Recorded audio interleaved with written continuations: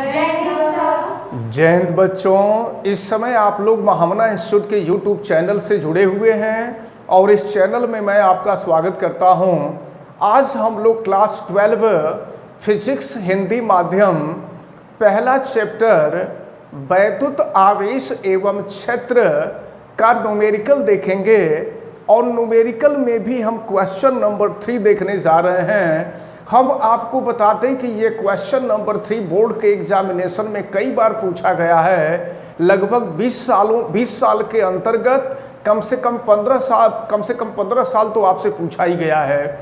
तो ये क्वेश्चन काफ़ी इम्पॉर्टेंट है, इसको अच्छी तरह से आपको समझना है और अच्छी तरह से तैयार करना है। बोर्ड के एग्जामिनेशन में आपसे पूछा जा सकता है।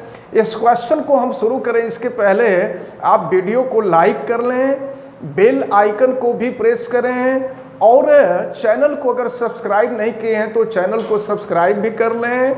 मैक्सिमम स्टूडेंट तक वीडियो को शेयर करें ताकि मैक्सिमम स्टूडेंट इसका बेनिफिट ले सकें और फिजिक्स का न्यूमेरिकल उनको अच्छी तरह से आ सके, क्योंकि आगे चल करके किसी भी कंपटीशन में न्यूमेरिकल ही आपसे पूछे जाते हैं। इसलिए न्यूमेरिकल आपको तैयार करना बहुत आवश्यक है। आगे चल करके आपको नीट का एग्ज़ाम देना होगा, IIT का एग्ज़ाम देना होगा, जिसमें फिजिक्स के न्यूमेरिकल ही पूछे जाते हैं। नीट वगैरह में भी, IIT वगैरह में भी ये क्वेश्चन पूछा गया है। तो इस क्वेश्चन को हम लोग अच्छी तरह से समझेंगे और देखते हैं फर्स्ट चैप्टर फिजिक्स का क्वेश्चन नंबर 3। और क्वेश्चन नंबर 3 देखें क्या दिया हुआ है।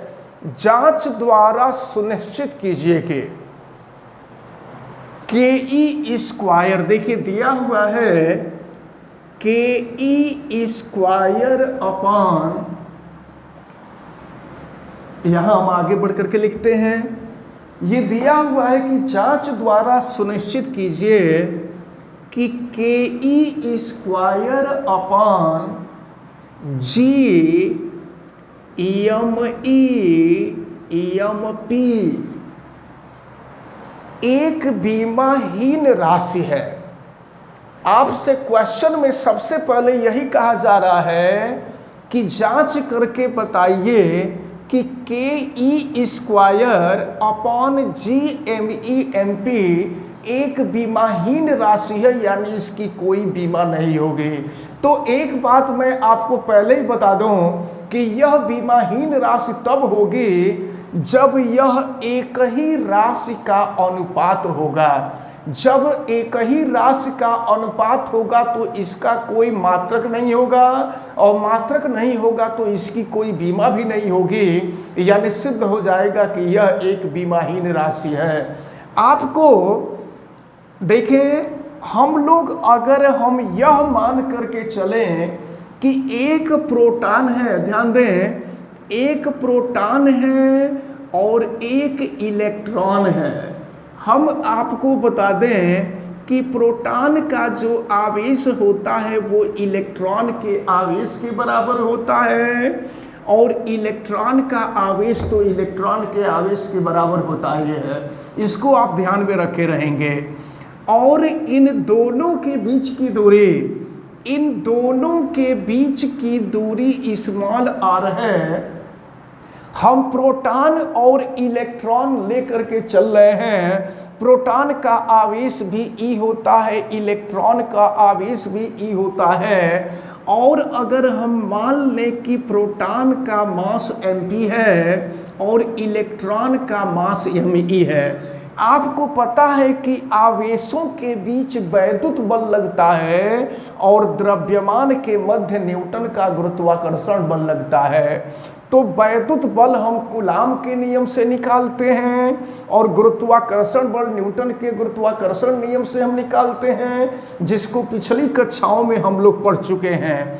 तो अगर हम वैद्युत बल निकालें, Fe की वैल्यू निकालें, तो आपको पता है कूलाम के नियम से कि इसकी value 1/4 pi epsilon Q1 Q2 upon R square हो जाएगा। तो Q1 का मतलब चार्ज ऑफ प्रोटॉन और Q2 का मतलब चार्ज ऑफ इलेक्ट्रॉन और इनके बीच का डिस्टेंस R है तो R स्क्वायर।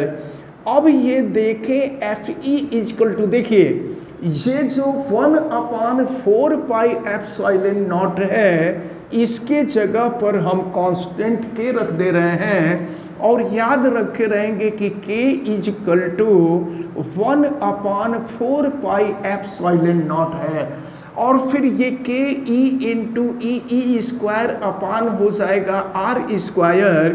तो जहाँ से वैद्युत बल निकल गया, अब हम न्यूटन के गुरुत्वाकर्षण नियम का प्रयोग करेंगे।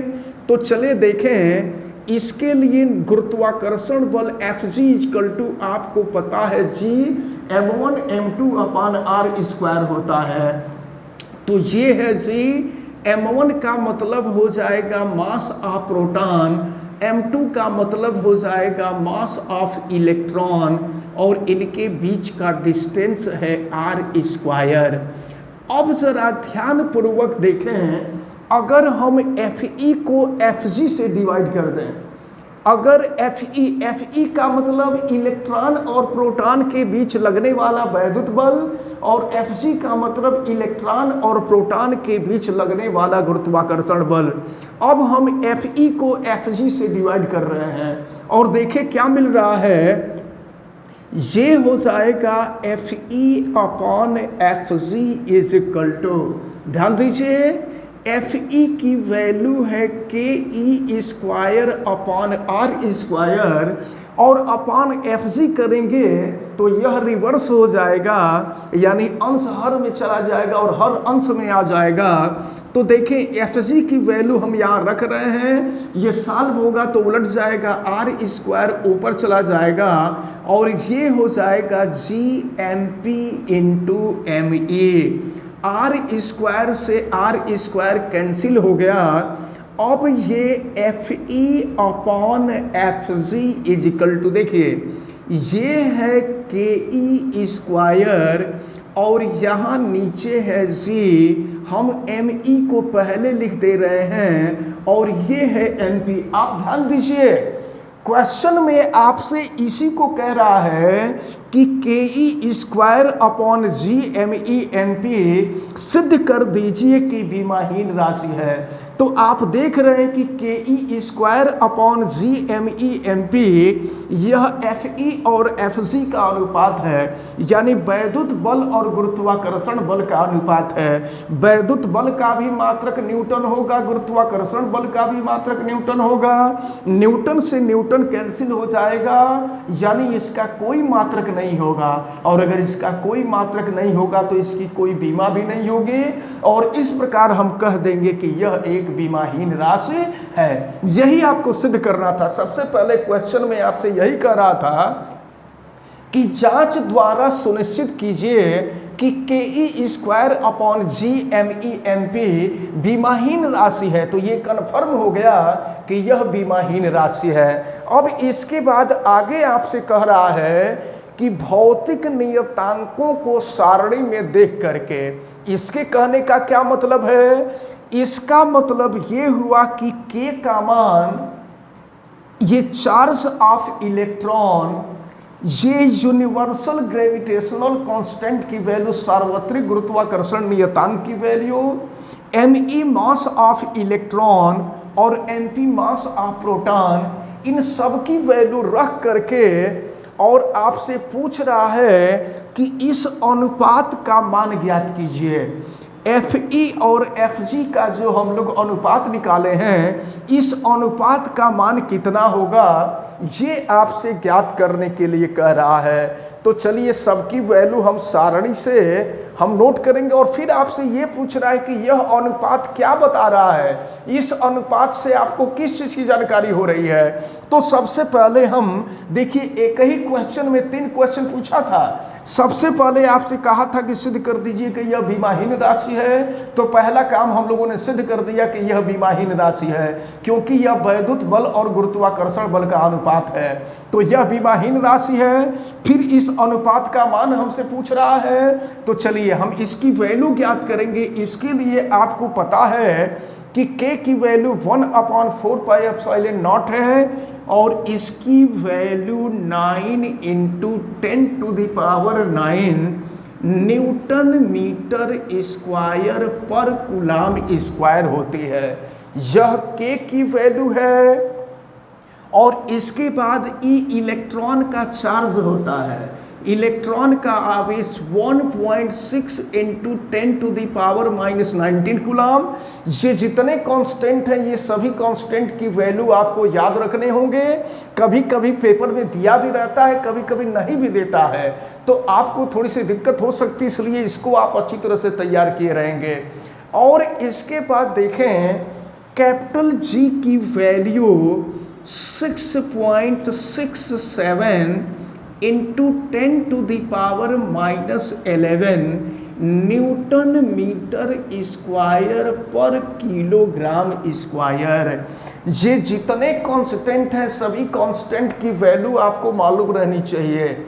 और इसके बाद मास ऑफ इलेक्ट्रॉन, इलेक्ट्रॉन का मास, तो इलेक्ट्रॉन का जो मास है यह 9.1 इंटू 10⁻⁻31 किलोग्राम।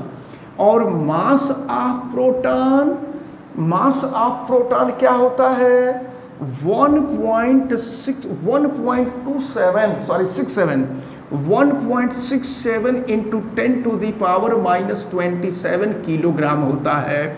तो अब सबकी वैल्यू हमें मालूम हो गई, इन सब की वैल्यू हमें रखना है। और रख करके ये जो अनुपात वैद्युत बल और गुरुत्वाकर्षण बल का अनुपात है, इस अनुपात का मान ज्ञात करना। हम ऊपर इरेज कर दे रहे हैं और फिर देखिए इसको हम सॉल्व कर रहे हैं। अब हम वैल्यू रख रहे हैं, ये है एफ ई और ये है एफ जी।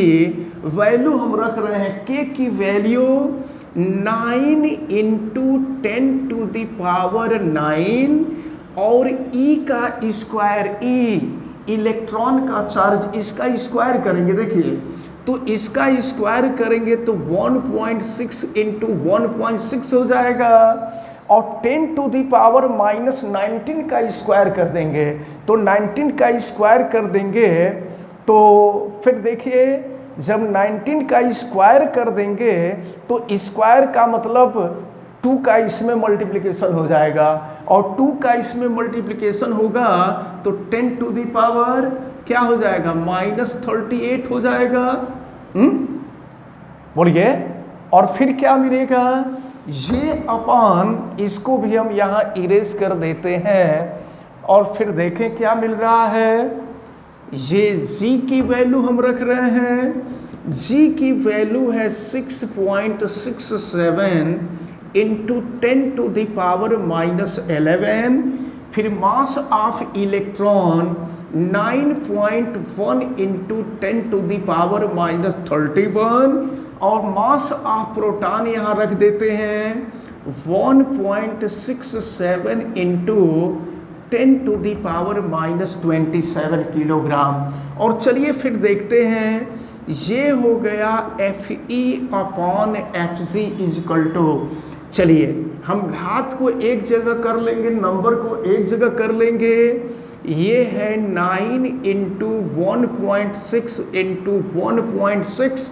और देखें फिर यहाँ क्या हो जाएगा -38 और +9, क्या होगा -38 और +9 -29 हो जाएगा।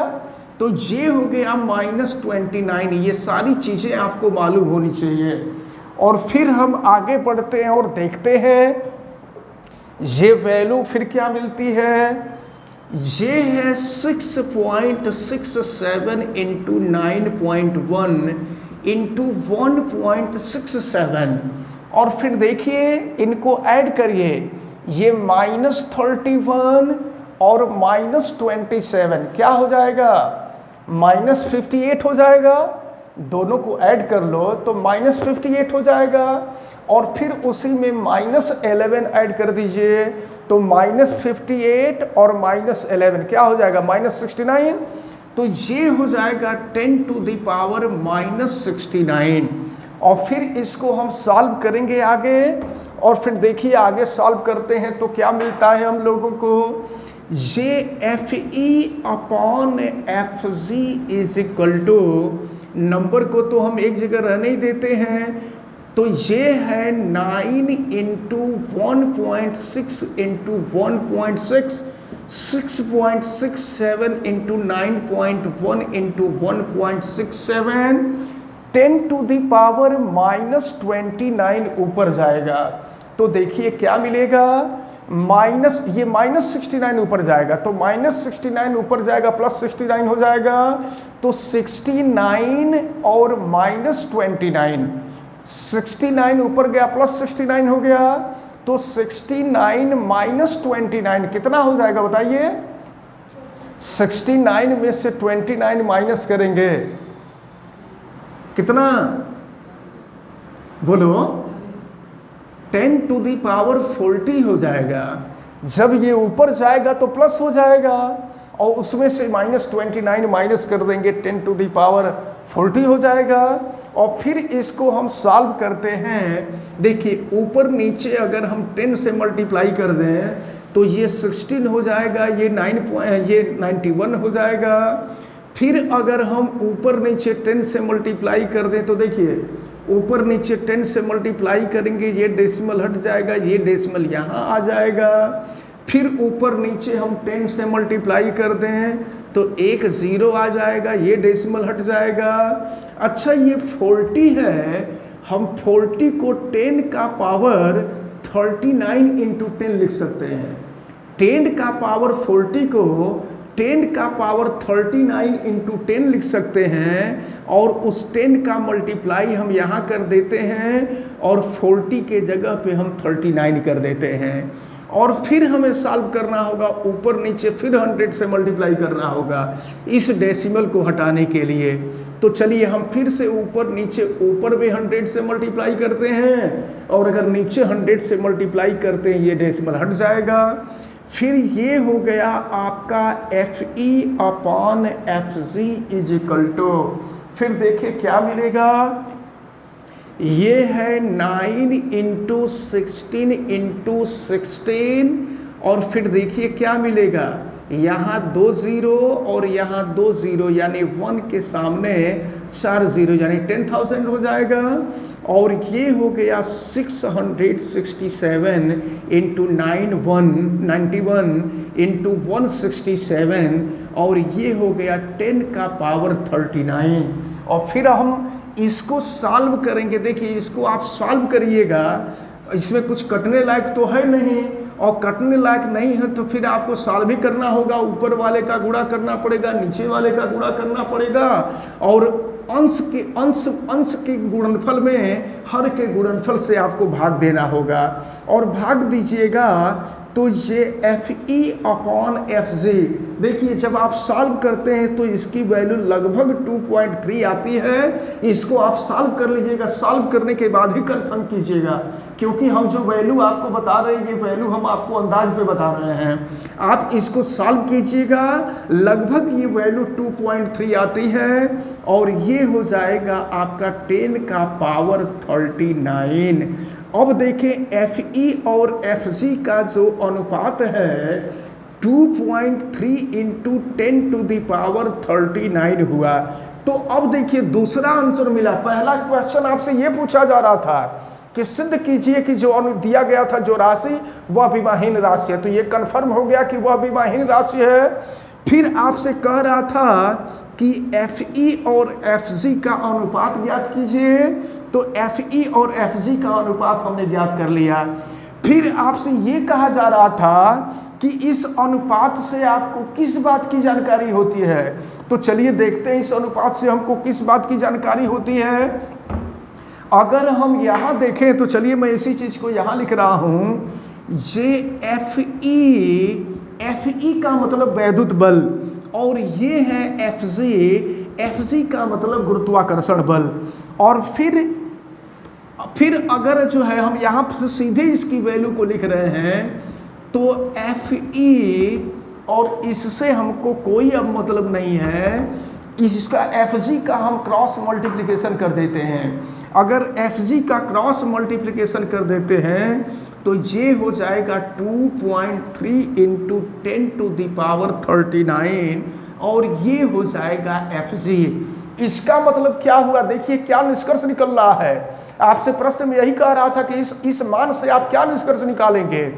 तो Fg में जब इतने का गुणा कर रहे हैं, देखिए Fg का मतलब गुरुत्वाकर्षण बल, तो जब गुरुत्वाकर्षण बल में वो भी किसके बीच लगने वाला गुरुत्वाकर्षण बल, इलेक्ट्रॉन और प्रोटॉन के बीच लगने वाला गुरुत्वाकर्षण बल।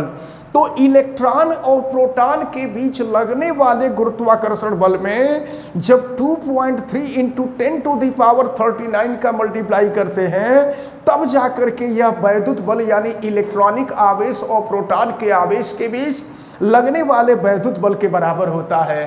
तो यहां से एक निष्कर्ष तो ये निकल जा रहा है कि वैद्युत बल गुरुत्वाकर्षण बल की तुलना में बहुत ही शक्तिशाली होता है, क्योंकि जब गुरुत्वाकर्षण बल में 2.3 इंटू 10⁻39 से मल्टीप्लाई करेंगे तब जाकर के ये वैद्युत बल के बराबर होगा। तो ये तीसरा क्वेश्चन बहुत इंपॉर्टेंट क्वेश्चन था। इस तीसरे क्वेश्चन में 3 चीजें आपसे पूछी जा रही थी। पहले आपको सिद्ध करना था कि ये विमाहीन राशि है, तो सिद्ध हो गया था कि विमाहीन राशि है। फिर इसका मान पूछा जा रहा था, इसका मान हम निकाल लिए थे, और फिर आपसे पूछ रहा था कि क्या आप निष्कर्ष निकाल सकते हैं। तो निष्कर्ष हमने निकाला है कि वैद्युत बल गुरुत्वाकर्षण बल की तुलना में बहुत ही शक्तिशाली होता है। तो ये रहा क्वेश्चन नंबर 3, और क्वेश्चन नंबर 3 बहुत ही महत्वपूर्ण था। अब हम आते हैं क्वेश्चन नंबर 4 पर। ये क्वेश्चन नंबर 4 भी एक महत्वपूर्ण क्वेश्चन है, लेकिन ये कम नंबर के पूछे जाते हैं, एक नंबर के क्वेश्चन पूछे जाते हैं। तो हम क्वेश्चन नंबर 4 को आपको बताने जा रहे हैं, यानी क्लास 12 फिजिक्स फर्स्ट चैप्टर, और फर्स्ट चैप्टर का क्वेश्चन नंबर 4 हम आपको बताने जा रहे हैं। देखिए 4 में क्या दिया हुआ है, इसमें 2 क्वेश्चन है, ए और बी के रूप में दिया हुआ है। ए में दिया हुआ है कि किसी वस्तु के वैद्युत आवेश क्वांटीकृत है, इस प्रकथन से क्या तात्पर्य है। प्रश्न यही कहा जा रहा है कि किसी वस्तु का वैद्युत आवेश क्वांटीकृत है, इससे क्या तात्पर्य है। तो इसका मतलब यह हुआ कि किसी भी चालक को अगर एक वस्तु से दूसरे वस्तु में इलेक्ट्रॉन जाएंगे तो यह इलेक्ट्रॉन पूर्णांक के रूप में जाएंगे, यानी एक वस्तु से दूसरे वस्तु में या तो एक इलेक्ट्रॉन जाएगा या 2 जाएगा या 3, 4, 5, 6, 7, 8, ये पूर्णांक के रूप में इलेक्ट्रॉनों का स्थानांतरण होगा। ऐसा नहीं कि 1/2 इलेक्ट्रॉन जाएं, 3/2 इलेक्ट्रॉन जाएं, 5/2 इलेक्ट्रॉन जाएं, ऐसा नहीं होता है। तो आवेश किसी वस्तु के वैद्युत आवेश क्वांटीकृत होने का मतलब यही हुआ कि एक वस्तु से दूसरे वस्तु पर जो आवेश जाएगा वह पूर्णांक के रूप में जाएगा, वो इलेक्ट्रॉन का हाफ आवेश नहीं जाता है। और इसके बाद देखिए इसका बी पार्ट जो आपसे कह रहा है, स्थूल अथवा, स्थूल का मतलब सॉलिड, तो कह रहे स्थूल अथवा बड़े पैमाने पर वैद्युत आवेशों से व्यवहार करते समय, तो कह रहा है कि बड़े पैमाने पर वैद्युत आवेशों का व्यवहार करते समय, इसका मतलब ये होता है कि अगर एक वस्तु से आवेश निकल करके दूसरे वस्तु में जा रहे हों तो व्यवहार करते समय हम वैद्युत आवेश के क्वांटीकरण की उपेक्षा कर सकते हैं। हम एक बात आपको बता दें कि अगर किसी चालक के ऊपर धन आवेश होगा तो उसके पास बहुत अधिक मात्रा में इलेक्ट्रॉनों की कमी होगी, और किसी चालक पर ऋण आवेश होगा तो उसके पास बहुत अधिक मात्रा में इलेक्ट्रॉनों की अधिकता होगी। तो अगर 1-2 इलेक्ट्रॉन, एक वस्तु से इलेक्ट्रॉन 1-2 इलेक्ट्रॉन निकल करके दूसरे वस्तु में चले जाएं, या दूसरे वस्तु से इलेक्ट्रॉन निकल करके पहले वस्तु में आ जाएं, तो इस स्थिति में जो चालक था, चालक के संपूर्ण आवेश पर किसी प्रकार का कोई प्रभाव नहीं पड़ता है, या यह कह लीजिए कि स्थानांतरित होने वाला जो आवेश होता है वह संपूर्ण आवेश की तुलना में बहुत ही कम होता है, इसलिए हम इसको नगण्य कर देते हैं। यानी बड़े पैमाने पर आवेशों का स्थानांतरण करते समय हम आवेश के क्वांटीकरण को हम नगण्य कर देते हैं, निग्लेक्ट कर देते हैं। तो ये रहा क्वेश्चन नंबर 4 के ए और बी का आंसर। आप वीडियो को लाइक जरूर कीजिएगा, चैनल सब्सक्राइब नहीं किए हैं तो चैनल को भी सब्सक्राइब कर लीजिएगा और लगातार वीडियो से आप जुड़े रहें और वीडियो पूरा देखा करें ताकि आपको पूरा फिजिक्स अच्छी तरह से समझ में आए। और खास करके ये न्यूमेरिकल है, ये न्यूमेरिकल बहुत ही महत्वपूर्ण है बोर्ड के एग्जामिनेशन के पॉइंट ऑफ व्यू से और कंपटीशन के भी पॉइंट ऑफ व्यू से। अब हम आते हैं क्वेश्चन नंबर 5 पर। क्वेश्चन नंबर 5 भी बहुत इजी क्वेश्चन है और देखिए आपसे पूछा जा रहा है कि जब कांच की छड़ को रेशम के टुकड़े पर रगड़ते हैं, अगर कांच की छड़ हो और कांच की छड़ को रेशम के टुकड़े पर रगड़ते हैं तो दोनों पर आवेश आ जाता है। हम आपको पहले ही बता दें कि जब कांच की छड़ को रेशम पर रगड़ा जाता है तो कांच की छड़ में से इलेक्ट्रॉन निकलते हैं और जहां से इलेक्ट्रॉन निकलते हैं वहां इलेक्ट्रॉन की कमी होती है और जहां इलेक्ट्रॉन की कमी होती है वहां धन आवेश होता है। इसका मतलब ये हुआ कि जब कांच की छड़ को रेशम पर रगड़ा जाएगा तो कांच की छड़ से इलेक्ट्रॉन निकल करके रेशम पर जाएंगे तो कांच की छड़ पर धन आवेश आ जाएगा और रेशम पर ऋण आवेश आ जाएगा। फिलहाल हम पूरा क्वेश्चन आगे पढ़ते हैं। तो क्वेश्चन आपसे यही दिया गया है कि जब कांच की छड़ को रेशम के टुकड़े पर रगड़ते हैं तो दोनों पर आवेश आ जाता है। इस प्रकार की परिघटना का वस्तुओं के अन्य युग्मों में भी प्रेक्षण किया जाता है। ये आपसे यही कह रहा है क्वेश्चन कि यह प्रोसेस जैसे हम कांच की छड़ को रेशम पर रगड़ रहे हैं उसी तरह से अन्य वस्तुओं के साथ इस घटना को दोहराया जा सकता है। यह परिघटना रिपीट की जा सकती है। स्पष्ट कीजिए कि यह प्रेक्षण आवेश संरक्षण के नियम से किस प्रकार सामंजस्य रखता है, यानी किस प्रकार यह आवेश संरक्षण के नियम का पालन करता है। तो एक बात हम आपको बता दें कि जब कांच की छड़ को रेशम पर रगड़ते हैं तो मान लीजिए ये कांच है और ये रेशम है। तो जब कांच की छड़ को रेशम पर रगड़ते हैं और मान लीजिए कांच की छड़ में से एक इलेक्ट्रॉन निकल करके रेशम पर चला गया तो कांच पर एक ठे धन आवेश आ जाएगा और रेशम पर एक ठे ऋण आवेश आ जाएगा। और अगर दोनों को हम एक जगह कर दें, इकट्ठा कर दें तो एक धन आवेश एक ऋण आवेश को न्यूट्रलाइज कर देगा, एक धन आवेश दूसरे ऋण आवेश को खत्म कर देगा। इस प्रकार आवेश का संरक्षण हो जाएगा। यानी हम कह सकते हैं कि इस प्रकार का प्रेक्षण यानी कांच की छड़ को रेशम के ऊपर रगड़ना आवेश संरक्षण के नियम का पालन करता है। अब इस प्रकार ये क्वेश्चन नंबर 5 आपका समाप्त होता है। आप अच्छी तरह से इसको तैयार करते रहें और फिर हमेशा आप वीडियो से बने रहें, क्योंकि रोज एक दो न्यूमेरिकल आपको बताए जाएंगे जो कि काफ़ी इम्पॉर्टेंट हैं और बोर्ड के एग्जामिनेशन के पॉइंट ऑफ व्यू से तो बहुत ही महत्वपूर्ण हैं। तो अब जो है आप लोग अच्छी तरह से समझे होंगे। आप वीडियो को लाइक भी करिएगा। अगर चैनल को सब्सक्राइब नहीं किए हैं तो चैनल को सब्सक्राइब भी कर लीजिएगा, बेल आइकन को भी प्रेस कीजिएगा, वीडियो को मैक्सिमम स्टूडेंट तक शेयर कीजिएगा और आवश्यकता समझ में आने पर आप कमेंट भी कीजिएगा। आप सबको बहुत बहुत धन्यवाद। जय हिंद।